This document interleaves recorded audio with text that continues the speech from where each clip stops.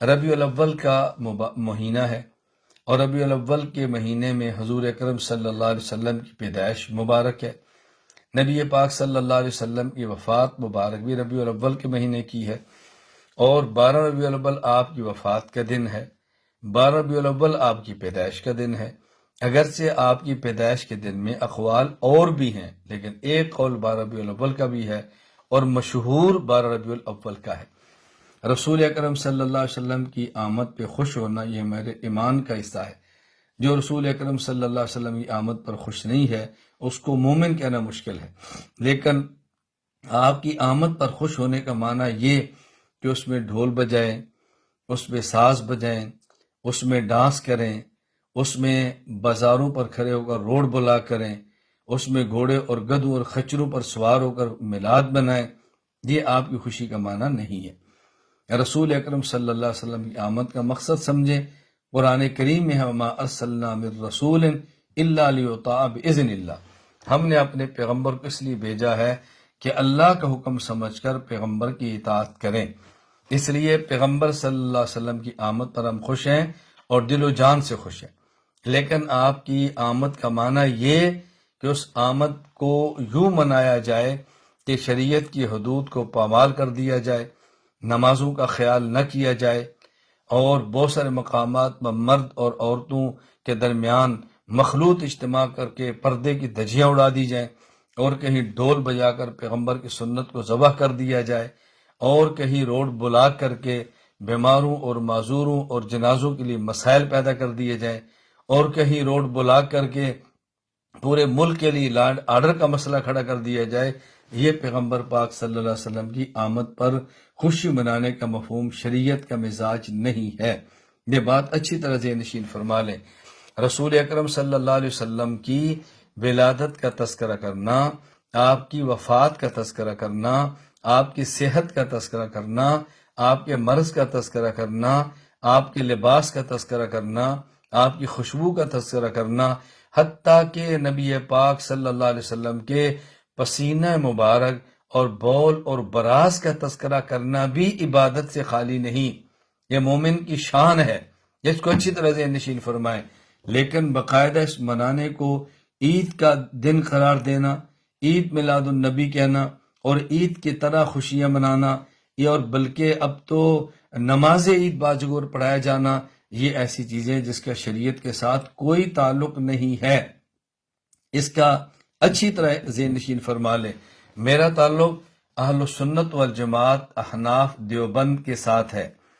میں اہل سنت والجماعت احناف دیوبند کی ترجمانی کرتے ہوئے یہ بات عرض کر رہا ہوں کہ عید میلاد النبی منانا یہ شریعت کا مزاج نہیں ہے، اور اس میلاد النبی کے عنوان پر گھوڑوں پر، خچروں پر، گدھوں پر سوار ہونا، کہیں ساز بجنا، کہیں روڈوں کو بلا کرنا، باقاعدہ تہوار کا منانا، اور اس میں شرکت نہ کرنے والوں کو برا کہنا، یہ قطعاً شریعت کا مزاج نہیں اور شریعت سے کہیں بھی ثابت نہیں۔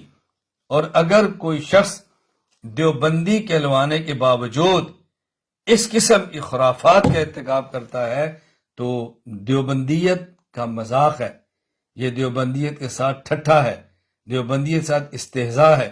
دیوبندیت میرا نام نہیں ہے، میں 20 بار کہہ چکا ہوں۔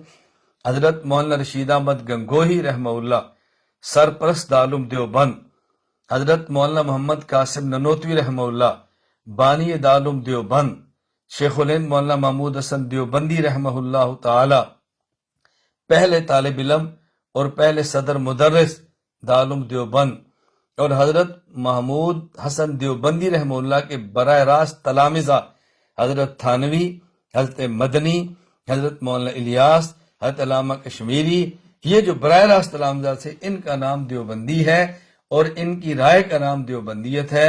اگر کوئی شخص دیوبندی کہلوانے کے باوجود ان کی رائے سے نکلتا ہے تو یہ دیوبندیت میں اختلاف نہیں ہو رہا، یہ دیوبندیت سے اختلاف ہو رہا ہے۔ تو بات ذہن نشین فرما لیں، ہم اپنے اکابر کے منہج کے پابند ہیں، ہم اپنی اکابر کی رائے کے پابند ہیں، ہم اپنے اکابر کے دیے ہوئے طرز کے پابند ہیں۔ میں انشاءاللہ ثم انشاءاللہ اللہ نے چاہا تو آپ سے بارہا یہ بات کہہ چکا ہوں، جس حد تک مجھے خدا نے توفیق عطا فرمائی میں اہل سنت والجماعت احناف دیوبند کے موقف کی ترجمانی کرتا رہوں گا۔ عید میلاد النبی یہ احناف اہل سنت والجماعت دیوبند کا موقف نہیں ہے، ذہن نشین فرما لیں، بہت اچھی طرح ذہن نشین فرما لیں، الجھن کے اندر مبتلا نہ رہیں۔ میں اہل سنت والجماعت احناف دیوبند سے تعلق رکھتا ہوں۔ اہل سنت والجماعت احناف دیوبند کے ہاں عید میلاد النبی کا کوئی وجود نہیں ہے۔ اہل سنت والجماعت احناف دیوبند کے ہاں عید میلاد النبی کے موقع پر 12 ربیع الاول کے موقع پر عید میلاد النبی منانا، گھوڑے، خچر، گدھے کسی پر سوار ہونا اور ایسے جلوسوں میں نکلنا، یہ قطعاً اہل سنت والجماعت احناف دیوبند کا مزاج نہیں۔ میں وضاحت اس لیے کر رہا ہوں کہ بہت سارے احباب مجھ سے رابطہ کر کے پوچھتے ہیں دیوبندیت کا مزاج کیا ہے۔ میں نے کہا میں 20 بار کہہ چکا ہوں، ماضی میں، حال میں یا مستقبل میں کوئی شخص بھی اس سے روگردانی کرے تو نام کی دیوبندیت تو ہو سکتی ہے، لیکن اہل سنت والجماعت احناف دیوبند کا قطعاً یہ موقف نہیں ہے، قطعاً یہ موقف نہیں ہے۔ اللہ تعالی ہمیں یہ باتیں سمجھنے کی توفیق عطا فرمائے۔